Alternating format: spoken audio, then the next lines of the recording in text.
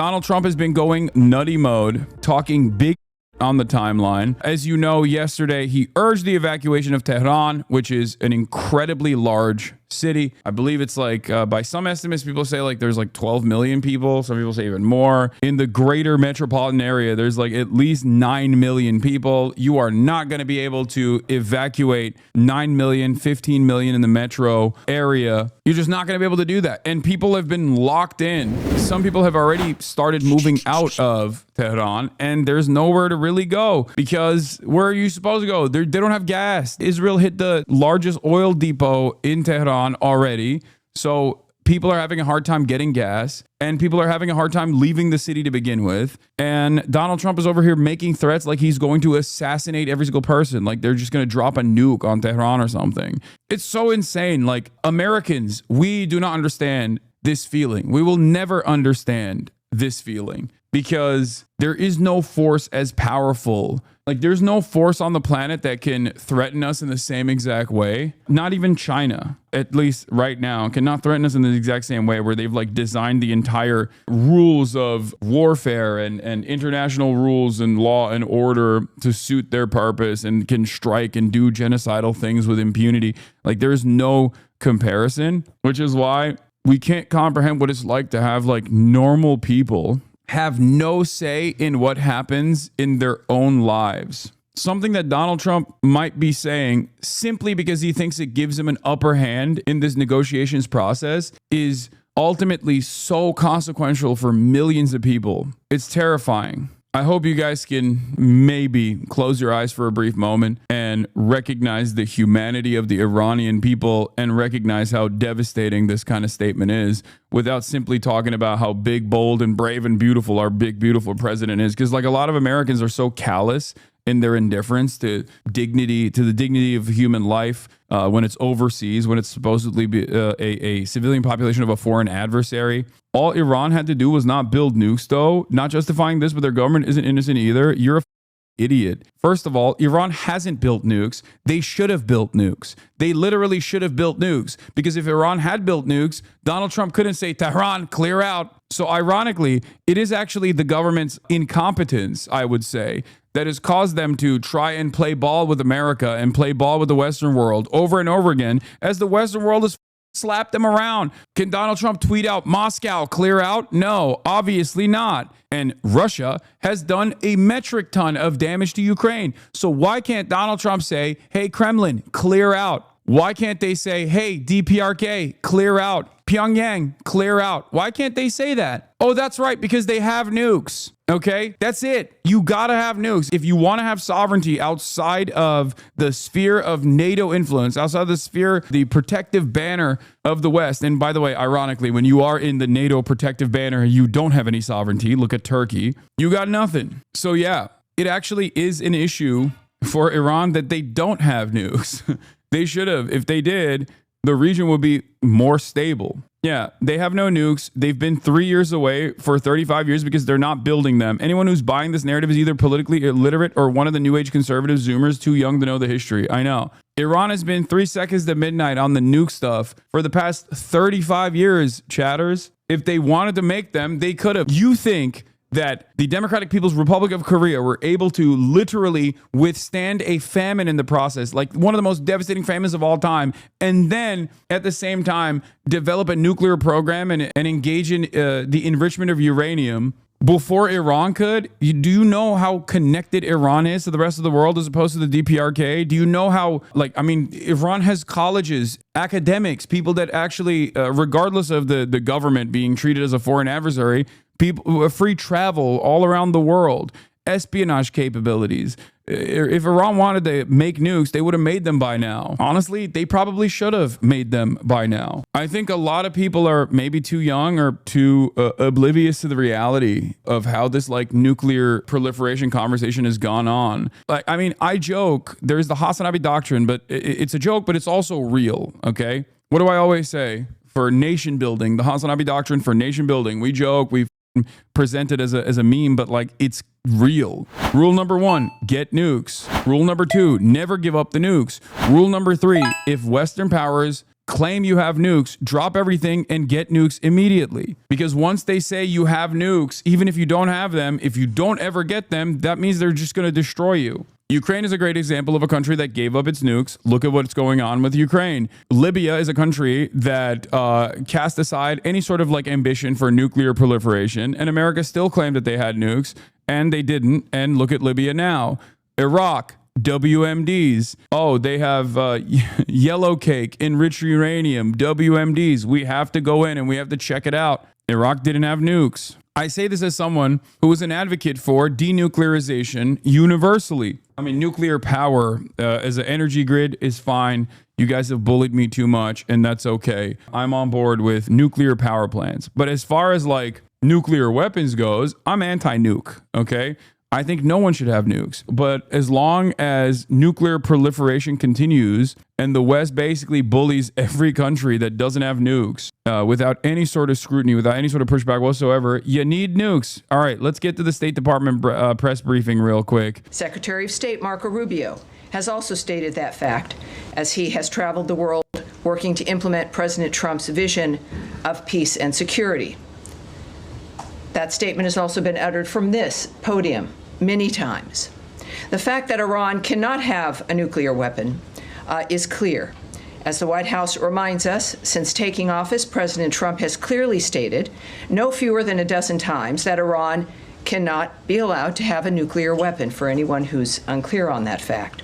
President Trump has made the same pledge no Guys, fewer you don't than understand. 40 America times first and being a before peaceful taking dove office. actually meant doing the exact same thing that previous administrations have done, which is to go to war with Iran. America first actually means doing a decapitation strike on the supreme leader of Iran.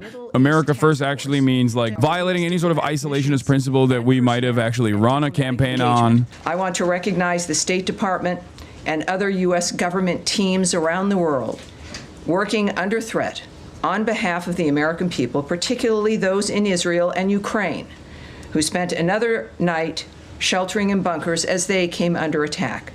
Our priority is the safety of Americans overseas and here at home. It is the priority of Secretary Marco Rubio. It is the priority of everyone who works in this building, and the thousands of American citizens who work anonymously and whom you will never see, who are working in embassies and consulates around the world and working with those local nations to be there for American citizens and to help facilitate American diplomacy. Our priority is the safety of Americans, yes, here at home, but also overseas. We thank all of those working on behalf of the American people, all of you watching from home and from around the world. We thank you. And for everyone around the nation, we know and honor your work as we begin another briefing here, ready to take your questions.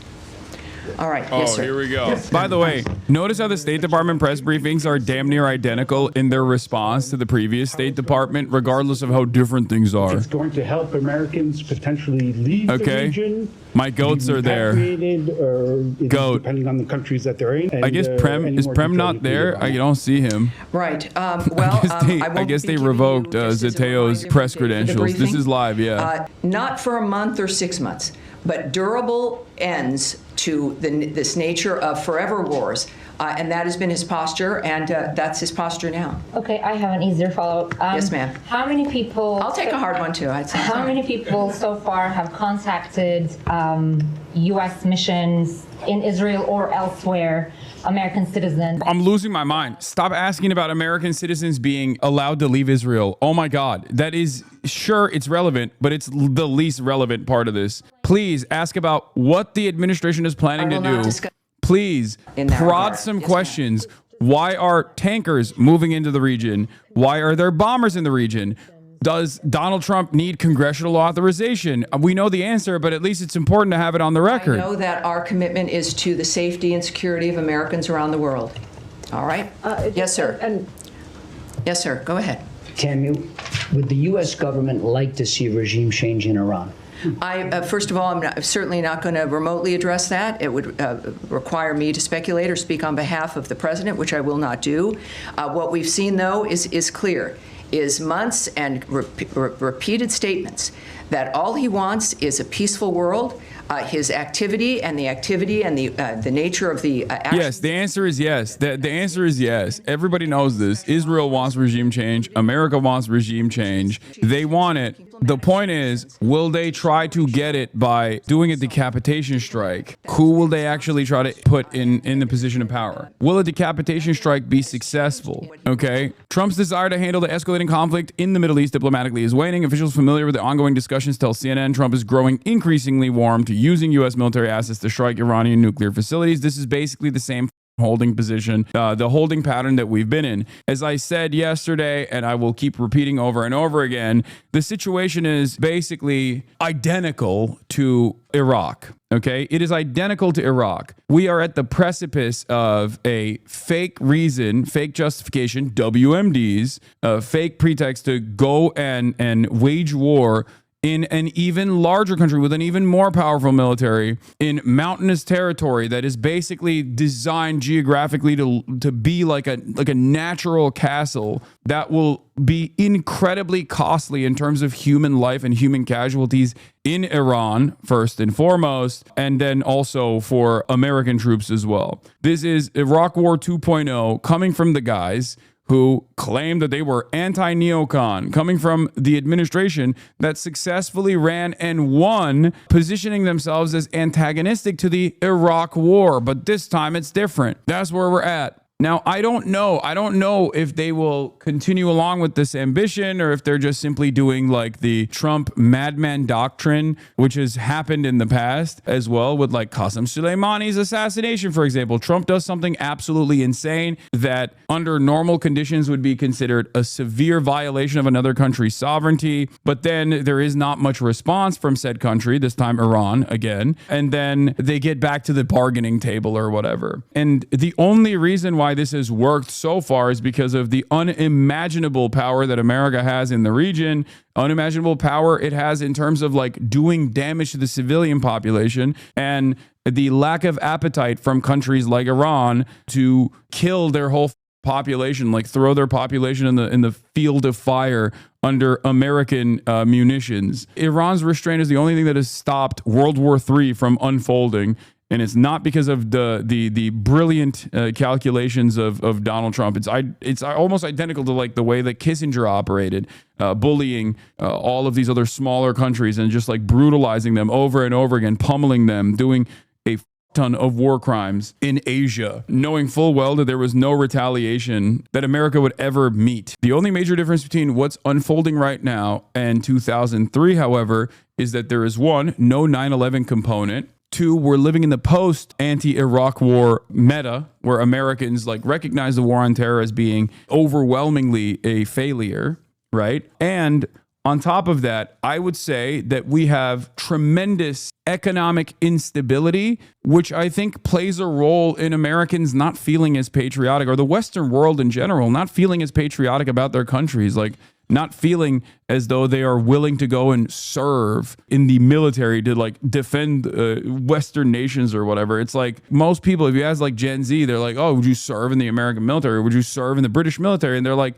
I'm not going to die for someone else's wars. Like, why would I do that? I can't even pay rent. And on top of that, there's tremendous enmity towards Israel. There's tremendous anger and resentment towards Israel in the public's eye. Politicians are united on defending Israel, but the American population even is not so united. It's one of the most common metas right now is like, I'm not dying for Israel. I'm not dying for Israel. That's like the rallying call of an entire generation. So when you look at the situation with deep economic volatility, deep uncertainties about people's futures, anger and resentment, and try to slap on a additional war that is even more costly than the previous wars that America is engaged in that are deeply unpopular, I don't know if Americans will be on board with this. I feel like this could potentially destabilize the entire Western world if implemented. Maybe I'm wrong. Maybe America will find a way to nip this in the bud and have this like full-throated pro-war propaganda that they've been pummeling, that they've been pumping out on every outlet right now.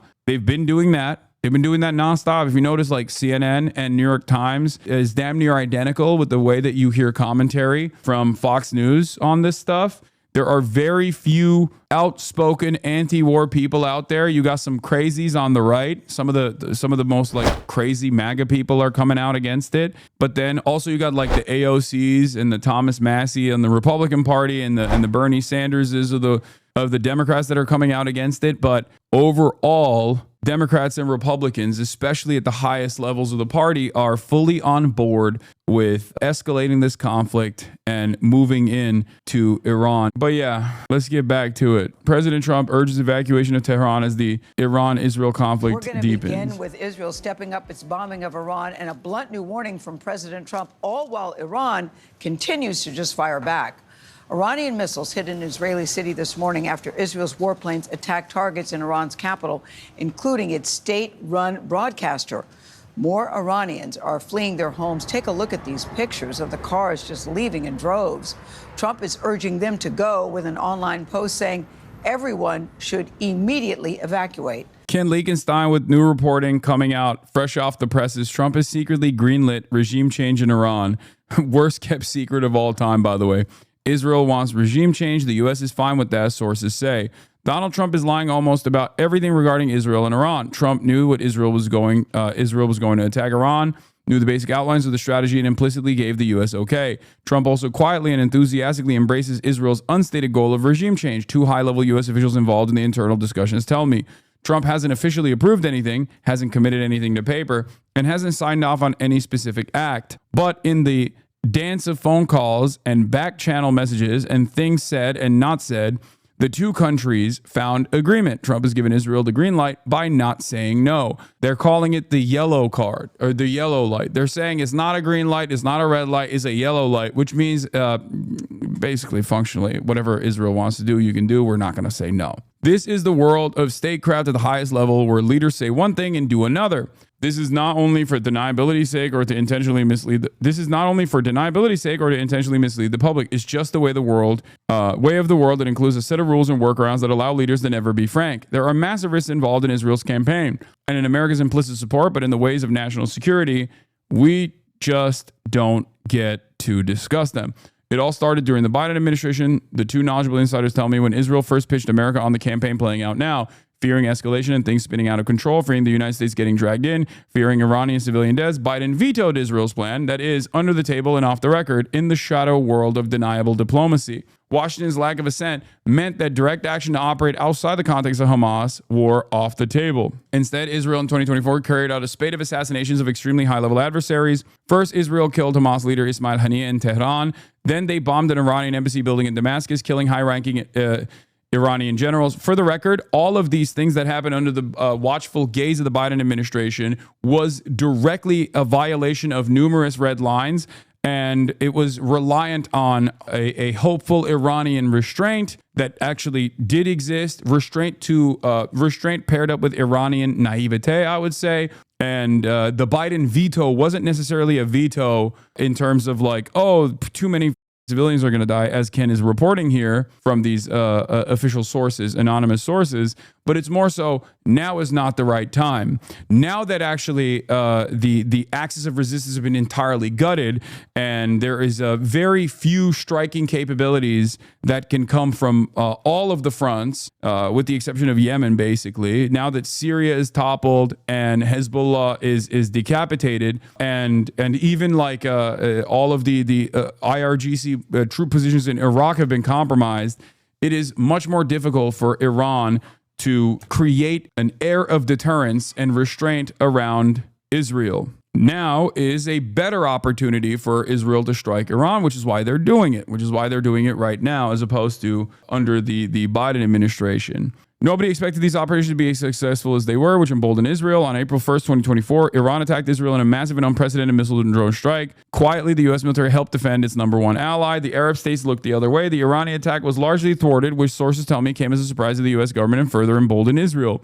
Even so, Joe Biden didn't want a broader war and the risk it entailed. So we kicked the can down the road to Donald Trump. None of this, of course, began in 2024. Iran and Israel have engaged in a tit-for-tat shadow war for years, with Iran arming Hamas and other Israeli adversaries. This culminated in Hamas' October 7 attack, a traumatic event that could not have taken place without Iran's longstanding support and funding. That shadow war is what's at the background of all of this. not Iran's nuclear capabilities, the hobby horse of a Washington unwilling to deal with the reality of decades-long war and the absence of our own policy for finding peace with Iran. The Iranian administration, the Iranian government, whether they were secular or fundamentalists, it does not matter. As long as the Iranian government is outside of the sphere of American and Israeli control, they will always be a threat. And the American government will always find a way to say, these guys are our adversaries, they're terrorists, they're bad, they're wrong. It doesn't matter, because the ultimate goal here is the destabilization of Iran and exchanging leadership of Iran away from an administration that won't play ball with America or is not a willing participant in America's grand design for the region, to one that is directly controlled as a puppet state in the hands of the United States of America. That is the ultimate goal here. And the nukes are the repackaged WMD. Just as intervention in Iraq both was fantastic for our material interest, oil, all that stuff, but that destabilization and regime change in Iraq and keeping Iraq as a completely destabilized region that, you know, bred incredible militancy in the form of ISIS and numerous other groups was better overall for Israel's position of dominance in the region. It is not an accident that every single country that is not firmly within the sphere of American and Israeli control and influence has been thwarted. The ultimate goal here isn't even Iran. The ultimate goal here is China. For America's interest, like in the region, Iran is basically the final big bad that threatens their overall full-blown control over the region. The real reason why they want to completely control the region is because they want to have complete control over the energy production, or at least almost complete control over the energy production, and use that as a incredibly powerful weapon against China. The president has made it clear that Iran cannot have uranium enrichment, Vice President Vance said today, and he said repeatedly that this would happen one of two ways, the easy way or the other way.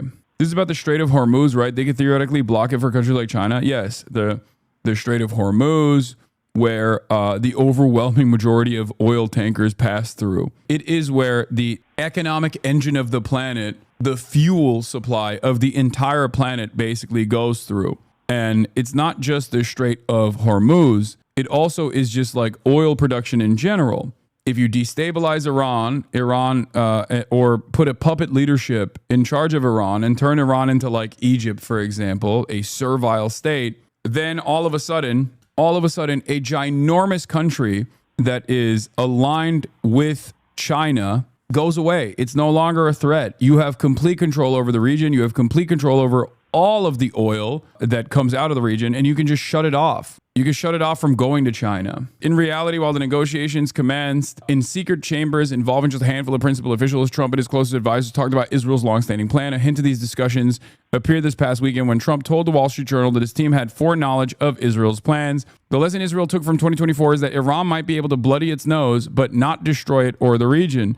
Not now, anyway. Israel also assesses that its many attacks on Iran's proxies, the emergence of a new Syrian regime, the failure of nuclear talks, and of course, its precise intelligence on Iran's leadership makes this the best moment to act. We now have complete and total control of the skies over Iran, Trump blurted out today. His use of the word we tell that he is fully behind Israel.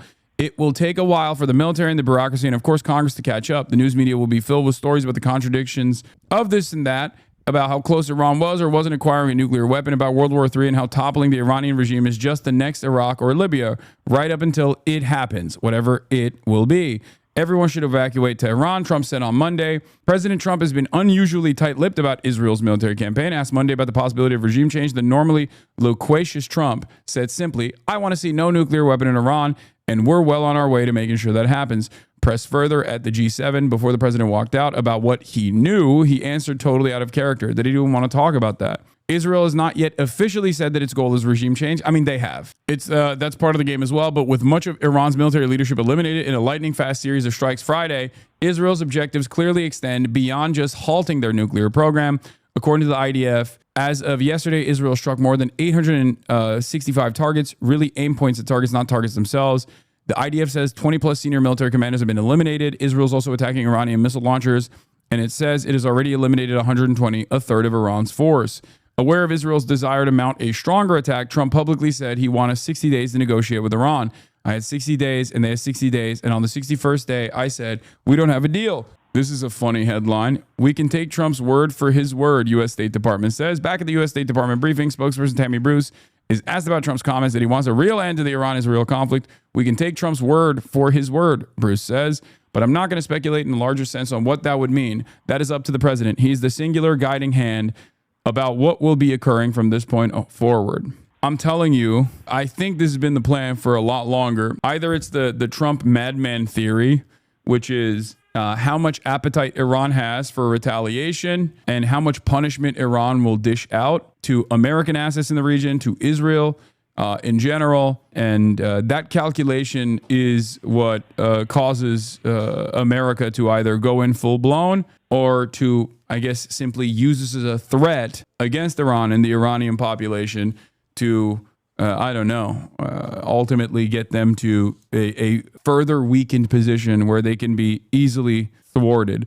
I do think that no matter what happens, maybe I'm wrong, but I think that no matter what happens, like the goal here is a decapitation strike and violent regime change. That's what I think. I might be wrong. I hope I'm wrong, but I do think that the goal is to ultimately destabilize Iran and then inevitably down the line, develop new leadership, create new leadership that is servile to American interests in the region. Channel 12 reports Israeli estimates suggest that the United States may join the war against Iran tonight. They just keep pumping this out. Channel 14 said it yesterday. Now Channel 12 is saying it today. Any day now, any moment now. Trump is considering joining Israel on strikes of Iranian nuclear sites, including Fort Al. Sources confirmed to Jim Laporta and Jennifer J. Jacobs. CBS News reports this was expected to be discussed in today's Situation Room meeting. There is not a full agreement among Trump's closest advisors. This is from 9 minutes ago. They're moving one step closer, one step closer. Two things. There's only two outcomes here. One, this is the pre-planned, preordained final strike against Iran with the hopes of destabilizing the country.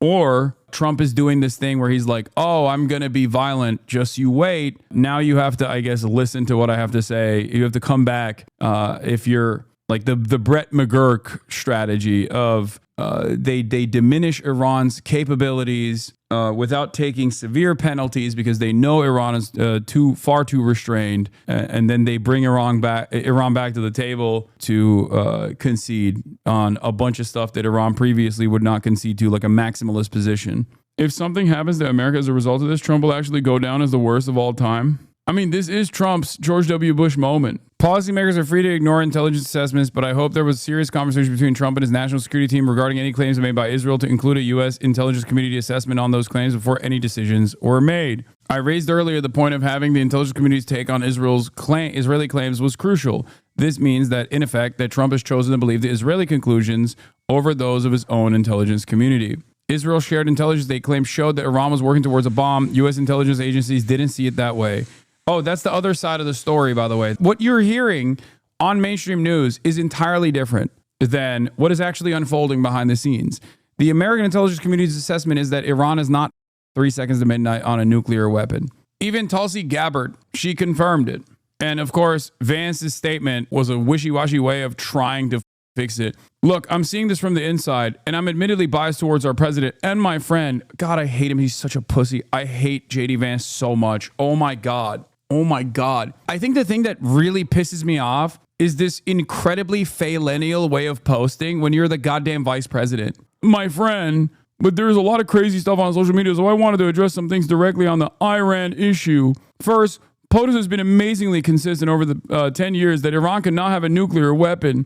Over the last few months, he encouraged his foreign policy team to reach a deal with the Iranians to accomplish his goal. The president has made clear that Iran cannot have uranium enrichment, and he said repeatedly that this would happen one of two ways, the easy way or the other way. Second, I've seen a lot of confusion over the issue of civilian nuclear power and uranium enrichment. These are distinct issues. Iran could have civilian nuclear power without enrichment, but Iran rejected that. Meanwhile, they've enriched uranium far above the level necessary for any civilian purpose. They've been found in violation of their non-proliferation obligations by the International Atomic Energy Agency, which is hardly a right-wing organization. It's one thing to want a civilian nuclear energy. It's another thing to demand sophisticated enrichment capacity. Interesting, because they're hitting the civilian nuclear sites. So that's weird when you're saying that they should not be allowed to have nukes, and then you're simultaneously saying that these are distinct issues. But for Israel, it seems one and the same. And it's still another claim to enrichment while simultaneously violating basic non-proliferation obligations. Yeah, I wonder why. You know who also is in violation of non-proliferation obligations because they never signed on to it? Israel, man. Israel has nukes, has never signed a non-proliferation treaty, refuses to sign it. Everybody knows they have nukes. You're in the American government. You know they definitely have nukes. You know exactly how many nukes they have. Also, unlike Iran, I believe, if I'm not mistaken, Israel does have the capacity to deliver payload to America. Iran does not. Okay? Iran's maximum missile distance is like barely getting to Eastern Europe. Israel, on the other hand, well, that's a different story. Khalil, no! Once again, pure projection. Pure projection. Everything Israel says about their enemies is projection. Okay? When they say Iran could nuke France, read that as a threat that Israel could nuke France, okay? A dangerously unstable government that is a nuclear power. I've yet to see a single good argument for why Iran needed to enrich uranium well above the threshold for civilian use. I've yet to see a single good argument for why Iran was justified in violating his non-proliferation obligations. I don't know, maybe because the previous Trump administration ripped apart their denuclearization agreement. The previous Trump administration did that. Trump did that. He did that. And also, amidst a denuclearization agreement that was brought to the table, Trump came out and said, haha, we were just doing a fake negotiation so Israel could shoot you guys. That just happened. That happened like yesterday. Sure, maybe you forget what took place in, I don't know, when you were a pussy-ass libtard who said Donald Trump is actually Hitler. Maybe you weren't paying close attention to what Donald Trump was doing with ripping apart the Obama-era denuclearization agreement.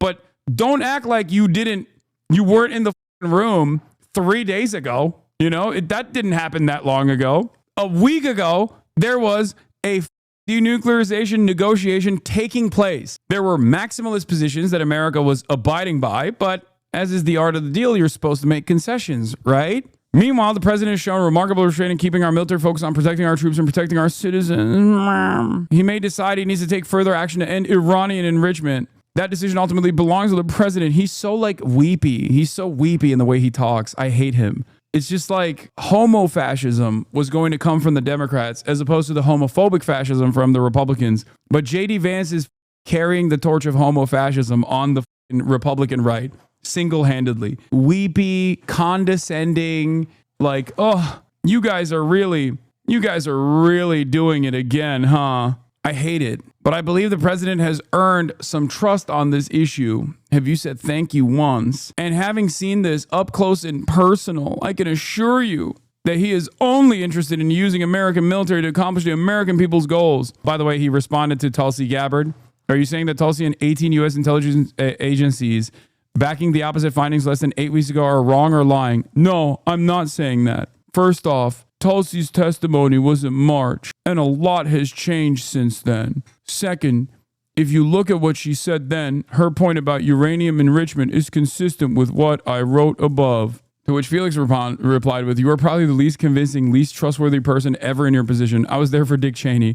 You have all his malice, but with the added insecurity of spending the first 20 years of your life acting as a living Barbie for a council of chain-smoking grandmas. Once again, this conversation should not be held around denuclearization. That is what they want you to talk about. That is what they want you to think is the main point of contention. This is not the main point of contention. Is it a fear that Iran may arrive at nuclear weapons? Yes, of course that's a fear. But it's not a fear because Iran will use said nukes.